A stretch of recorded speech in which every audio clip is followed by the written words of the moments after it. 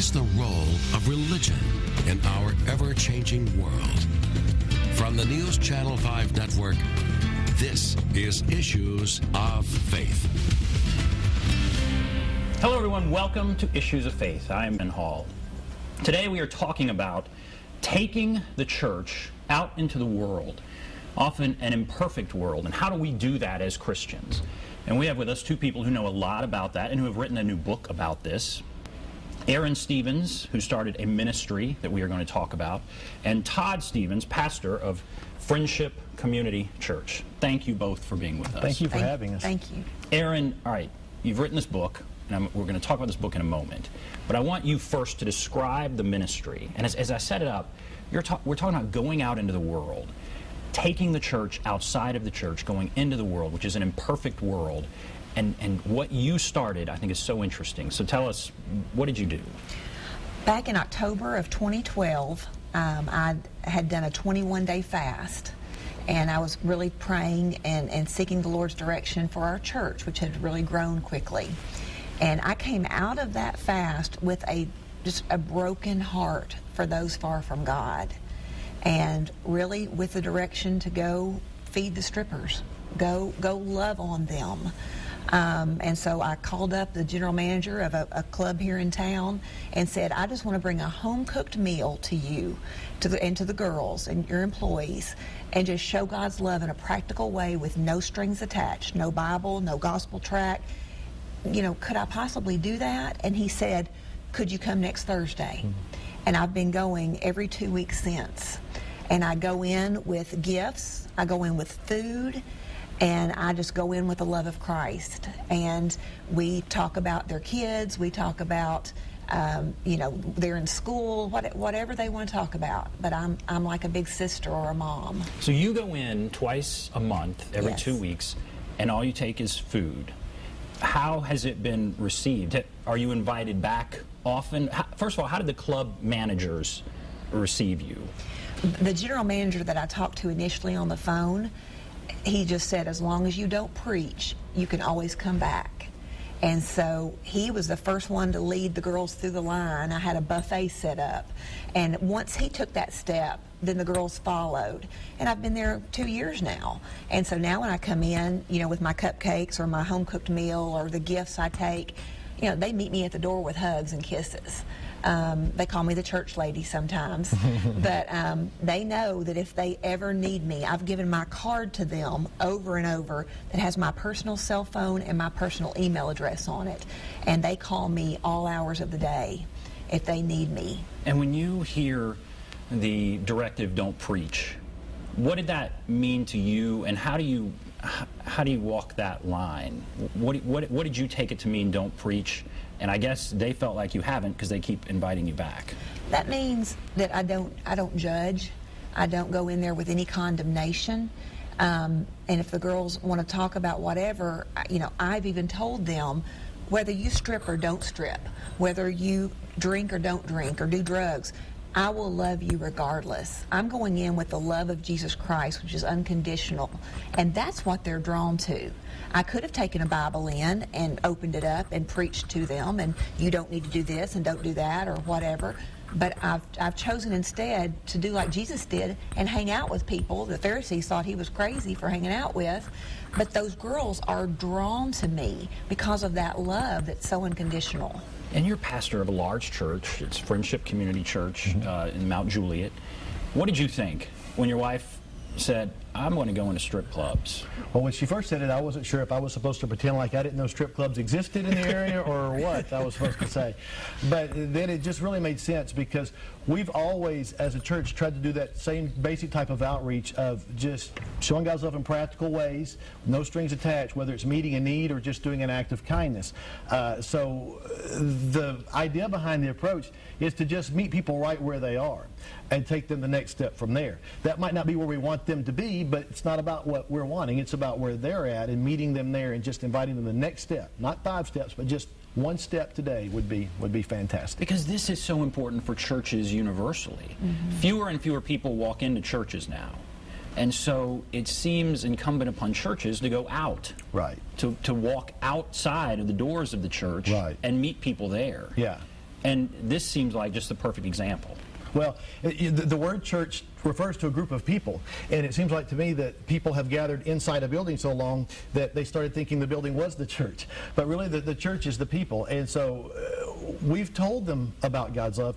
We want to go out there now and show them by meeting their needs and by doing acts of kindness. It's kind of show and tell like it was in kindergarten, that if you just tell somebody, it's maybe going to connect, maybe not, but when you show them too, that's a whole different thing, because most people, they've heard about God's love, they've just not seen it in action yet. So when somebody does something for them unconditional, that's a whole new thing. That's what I think it is that makes Erin's simple meal stand out, because she's going in a club and interacting with dancers who have people just pouring money out for them, but they have an agenda.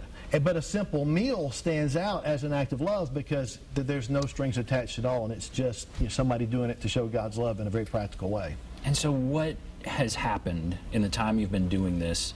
Who have you met, and what has happened in their lives in the time you've done this? There have been 3 dancers have come out and are now regular in our church. The first one that the book is kind of about, named Katie, is even having Vacation Bible School at her house as we speak. She's a small group leader for us now. Yeah, she's a community group leader, phenomenal young woman. And when I say these girls left the club, they took a leap of faith into my arms and said, we've quit. We have no job. We have no income. We may need to move. We can't afford our home anymore. We need childcare. We need groceries. We need gas. And Nashville Strip Church, through donations, is able to help these girls that choose to come out of it. And one thing that a girl told me about 6 months ago that I thought was very interesting, she said, Erin, I'm really tired of Christians telling me how much God loves me when they don't. Mm-hmm. And I just thought, I don't want to be like that. I want them to see through my actions and even helping them financially that I'm willing to go the distance with these girls. I mean, if they want a better life, I'm in it for the long haul. We're going to get there. Katie has graduated with her associate's degree in criminal justice and is trying to get into the police academy to become a Metro police officer. The other girl, Mary, is keeping children in her home for other dancers, also regular in church. And then Lisa is a CNA and going to go to nursing school to be a nurse. It seems like so often when we go out with the best of intentions and want to start talking about the Bible or religion or church, people immediately put up a wall. Mm-hmm. And so that message is lost. And I don't know why that is. Maybe people have had bad experiences. I mean, why do you think that is? What was the experience you saw in the women that you came in contact with? I've had so many girls tell me that they were abused as children, and they would go to their pastor or deacon and tell them about the sexual abuse, and over some excuse was made, like, you're too pretty, that's why it happened, things like that. So, we wonder why people have turned their back on the church, especially these girls that needed help. And that has been, judging and condemnation has been all of their experience with church. They're covered in tattoos, they may have piercings, they don't look like the normal church person, and they've been shunned from churches. Maybe they had a baby outside of wedlock and they were told to leave and never come back. Whatever it is, but I tell them Friendship Community will love you as you are, where you are. And they come in and we embrace them. We embrace them. And for a long time, it seems like as Christians, with our outreach, we've really focused on just that moment of salvation. And we've done that really well and kind of memorized the sales pitch, but we haven't known how to do much of anything else. And if we can't meet anybody anywhere else, we're kind of like a handyman that's just got a hammer. And it's a great hammer, and it's good when you have a need for a hammer, but it doesn't fit every situation. And so we want to be able to meet people wherever they are and take them from there rather than trying to force them into just the very next step we want them to take. And so you've written a book with the great title, How to Pick Up a Stripper. And there it is. And so what this book does, it talks about your experiences there, but broadens it out to how we go out into an imperfect world. And there's some things in there. I love God as much as the person I love least. Yeah. That's one of the quotes in there. Yeah, Jesus said that, how can we say we love God if we don't have love for our brother? And so, the principle from that is that the amount of love that I have for the person that's my enemy, that I love the least, that really kind of sets the ceiling and the limit on how much love I actually have for God. And so, I've got to reach out to the people who are least like me, which is really where I have the most potential, because that's where it's not me. That's where it's a God thing to be showing that kind of love and connecting with somebody that I otherwise have nothing in common with at all. And the beginning of the book is kind of about how we need to reorient ourselves. Too often we're worried about what people think about us or that kind of thing, right? I mean, what about that? If we're gonna do this kind of thing, and we need to do this kind of thing, we need to change kind of the way we think about a lot of things. Is that right? That's true. That's true. And I've had a few people be critical because I'm not taking in a Bible or a gospel tract in my methods, and I just say we're reaching people, and people are coming to know the love of Jesus Christ through us and through our acts of kindness and the things we're doing, and they don't seem to get it sometimes. But it's occurred to us that Jesus was criticized for the same thing, of hanging out with the wrong types of people. And he responded to that by telling a very simple story about a shepherd with 100 sheep that lost one. And rather than just discounting that one and saying, well, I can afford to lose 1%, he went and searched for that one until he found it. And when we decide we're going to write certain people off and not go to where they are or do what we can to reach them, we're basically considering them an acceptable loss.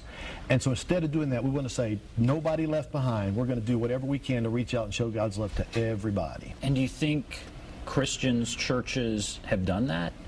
They have written off large groups and kind of isolated themselves too much? And I don't want to be too critical, but I mean, what do you think? Yeah, I think for a long time we've tended to be known by what we're against rather than who we're for or who we stand for even, and so we do have to reorient a bit and turn our focus outward and focus on showing God's love.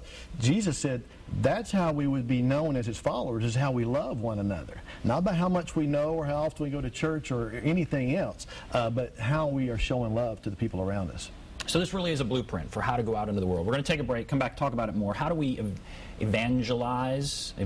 How do we do evangelism without being pretentious or obnoxious? We'll take a break, be back right after this.